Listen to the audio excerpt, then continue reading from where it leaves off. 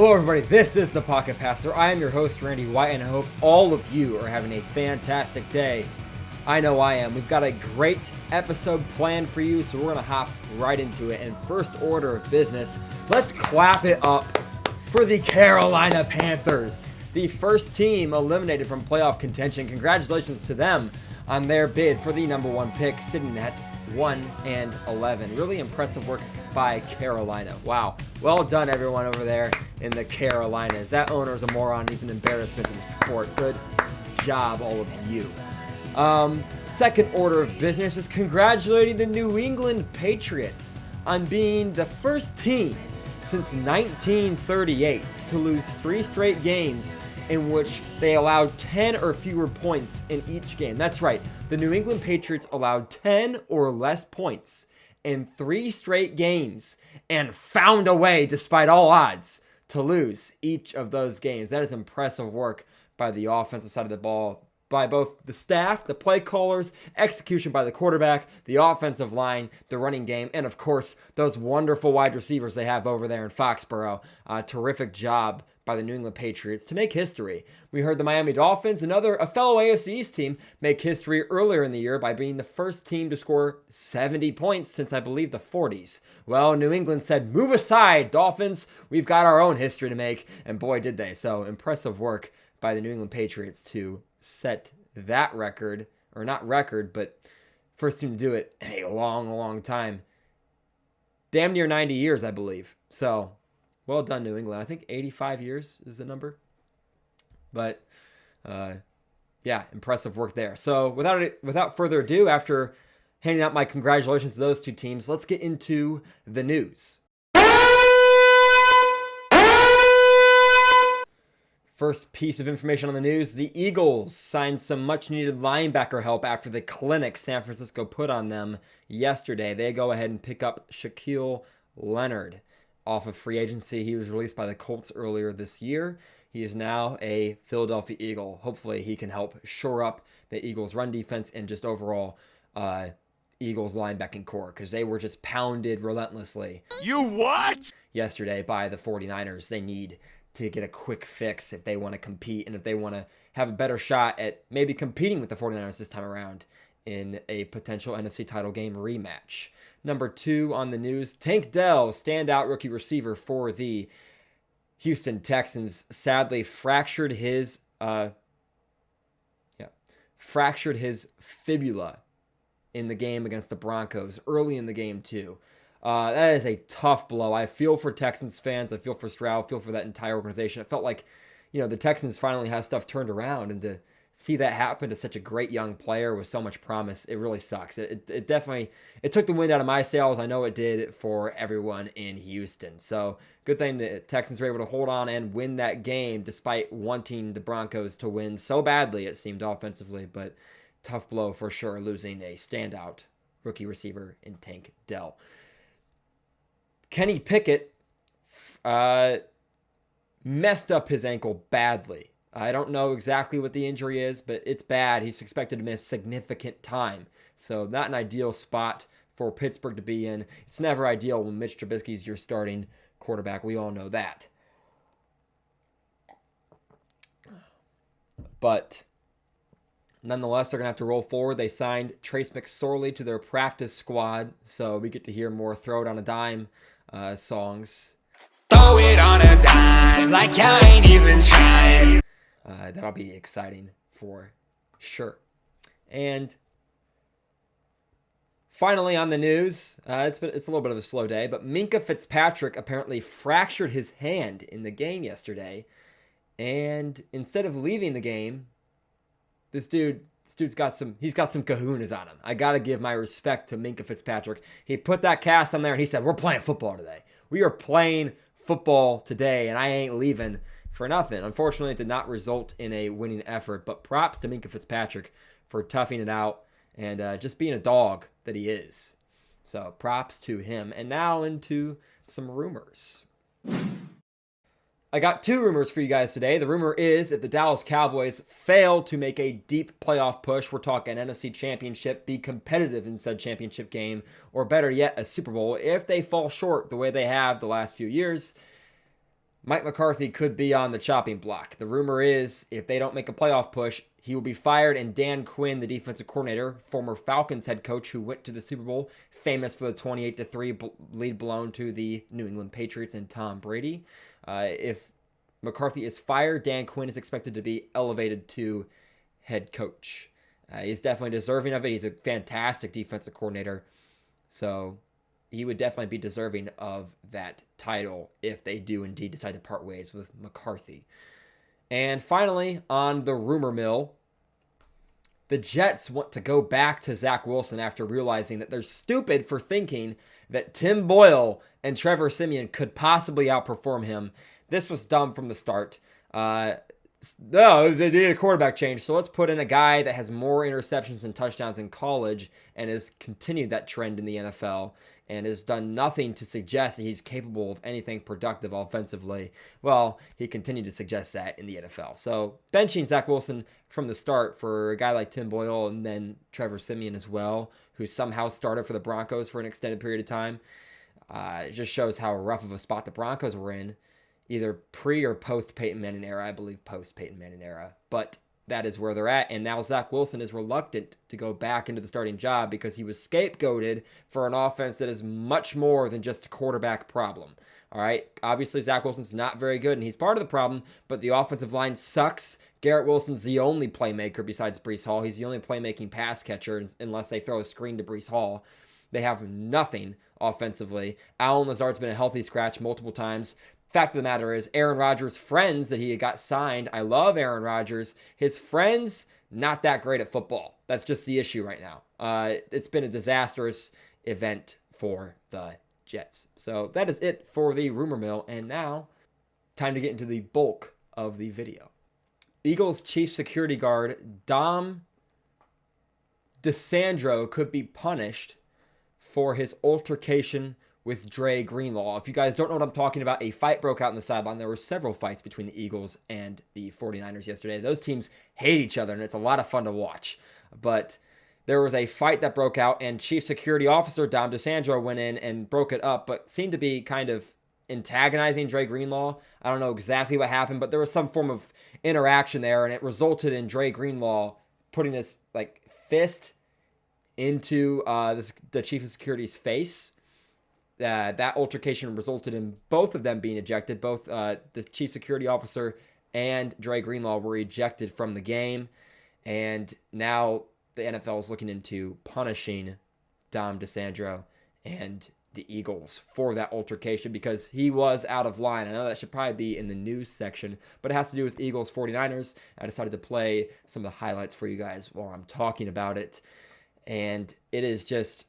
that game was a disaster. Jalen Hurts is out of the MVP conversation, out of the serious MVP conversation, that is, for sure, after that game. 49ers just said, hey, we own the NFC. You only beat us because of Brock Purdy. And if you think that Brock Purdy doesn't make a 20-point difference or more like a 24-point difference in the score, you're crazy. Brock Purdy went out. He's been one of the most efficient quarterbacks in the NFL, by the way. Maybe the most efficient, statistically, quarterback in the NFL besides his 3-game losing streak.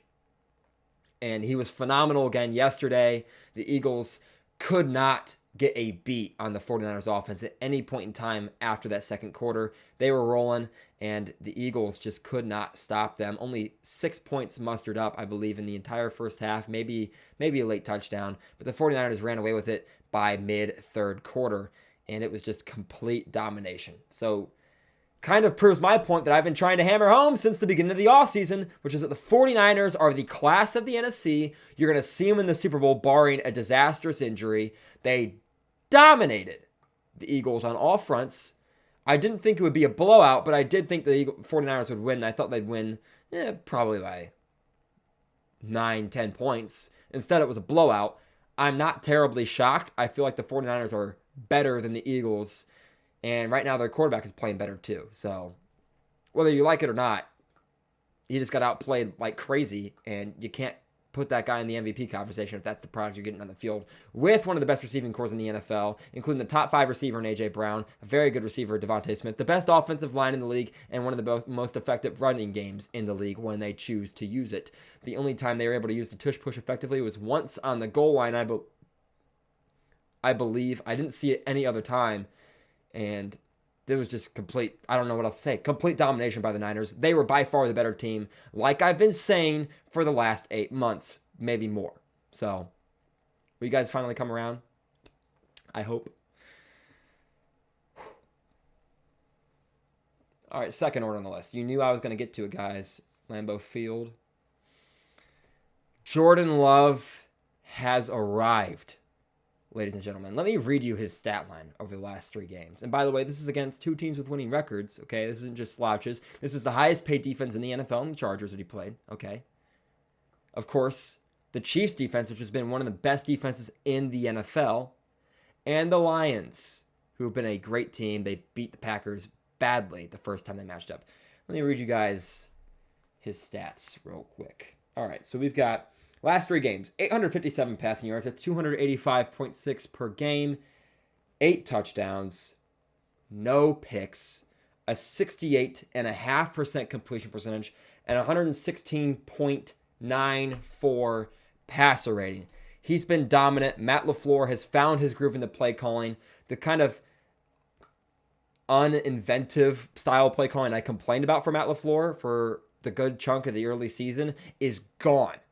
Matt LaFleur's been terrific. I've seen tons of creative motion. There's so much smoke and mirrors going on in the offense. The Chiefs could not get a beat on what they wanted to do all night long, and the Packers completely controlled that game from the start. Literally from that opening drive, 7 minutes into the game, 7.5 minutes into the game, and onward. The Packers got the lead, and they held the lead the entire time. It was never once even tied. They held the lead and controlled it the entire game. They were the better team. Say what you will about those calls. The only missed call that hurt the Packers was that would have hurt the Packers was that pass interference. But in that final drive, the officiating was horrendous. The no PI on the Hail Mary was a good call because it's a Hail Mary and you don't call those on Hail Marys. That's it. Other than that, the personal foul on Jonathan Owens for hitting Patrick Mahomes after the play was over, the official said. He said after the play was over. Do you guys understand how insane that is? After the play was over? He was still in bounds and he had just passed the first down marker. Jonathan Owens laid him out, which he should have. And a flag was thrown for a 15-yard penalty that put the Chiefs at the 45-yard line of the Packers. You don't think that's a big deal? It also saved them a good chunk of time. Probably 20 seconds worth of offense that the Chiefs don't have to worry about. Now they don't have to worry about throwing the ball over the middle of the field. Boom, we're in Packer territory. Now, yes, following play, PI should have been called, should have had the ball at like the 6-yard line. I get that. They were still down by 8. It's not like the Chiefs would have won the game if the play had been called. Obviously, they would have had a much better chance. But what happens a play after that? They throw the ball inbounds. Marquez Valdes-Scantling is getting dragged downward as he goes out of bounds. The rule for stopping the clock is if forward progress is stopped, the clock keeps rolling. That has been a rule for a long time. Forward progress was clearly stopped. The rule official said, for Terry McCullough, I think, said his forward progress was stopped and the clock should have been stopped. The clock should have kept going. No, they stopped the clock. Those officials were an embarrassment. Whatever way you want to slice it, they didn't favor the Packers. They were just bad. It's that simple. So don't go rambling on about how the Chiefs should have won. They were just bad. Okay? Simple as that. But yeah, back to Jordan Love. He's been terrific. And if you guys are curious here, here's a big stat. There have been 2 quarterbacks. There have been 2 quarterbacks to have 4 games, exactly 4 games, none more. The 4 is the most. Of 3 passing touchdowns and 0 picks. Those 2 guys, Brock Purdy and Jordan Love. Dak Prescott has 3 games with that stat line, 3 touchdowns, no picks. But Brock Purdy and Jordan Love, the only 2 quarterbacks in the NFL with 4 games of 3 touchdown passes and 0 picks. They've been terrific this year. Jordan Love has turned a new leaf. He has no picks in his last 3 games. He's been phenomenal.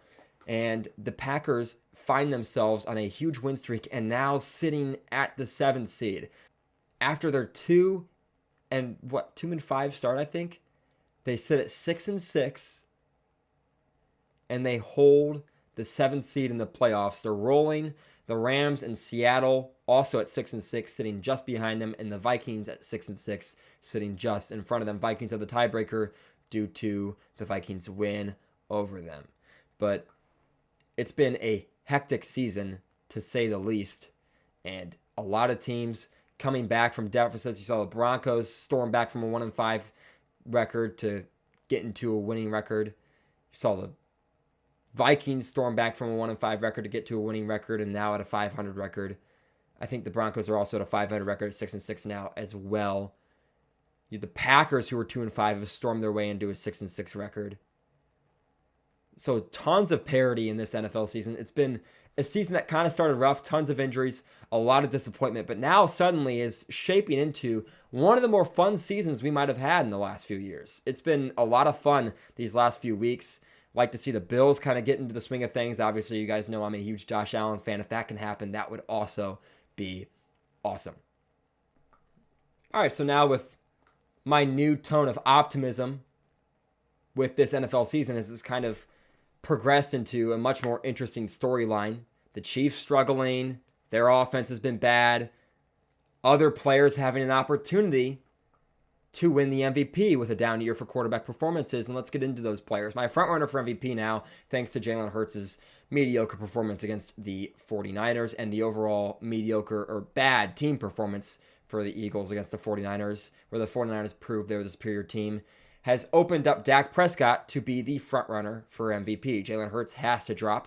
Number 2, after a huge game for the Dolphins, Tyreek Hill was incredible. 5 catches, I believe 157 yards and 2 touchdowns. He was amazing in the Dolphins' blowout win against the Commanders. I have Tyreek Hill now at number 2 on the MVP list of guys I think most deserving to win MVP.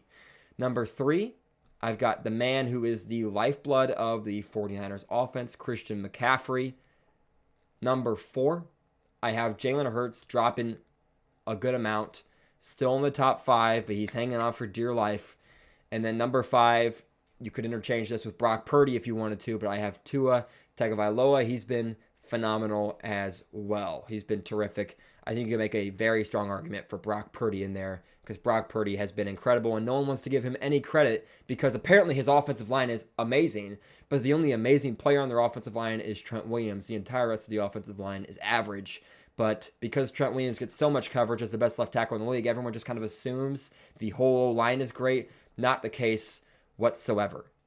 So keep that in mind when you give Brock Purdy all this credit. Now, yes, his weapons are fantastic. Deebo Samuel's amazing. Christian McCaffrey's amazing. George Kittle's amazing. Brandon Ayuk's amazing. But how about Jawan Jennings, who has been fantastic? And he's a 7th-round pick, I think. And there we go. Deebo scampering to the house to put a final nail in the already nailed-up coffin for the Eagles. So, yeah, Niners get to move to number 1 on my Randy's ranks. That's a guarantee.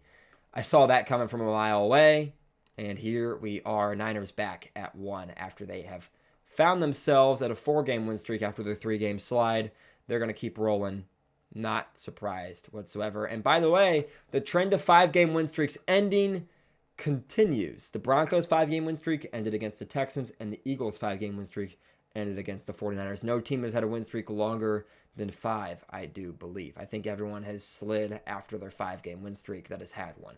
So definitely something interesting to look out for. That's a trend this year, it seems. I think 4 or 5 teams have had that happen. So just a little interesting, useless fact for you guys that might even be wrong. And I will close with this. Are any of you guys actually going to watch the Bengals-Jaguars game? Because I'm going to be recording some Madden YouTube videos. I've got 2 down the pike coming for you guys. I also decided to keep my Road to the Super Bowl, my Mutt Road to the Super Bowl posts still on the Pocket Passer YouTube account as well as the TPP Gaming account. But any other gaming content will all be on TPP Gaming, as well as if I decide to do like vlogs or something like that down the line. That's right, I'm going full influencer on you guys. So I've become what I hate.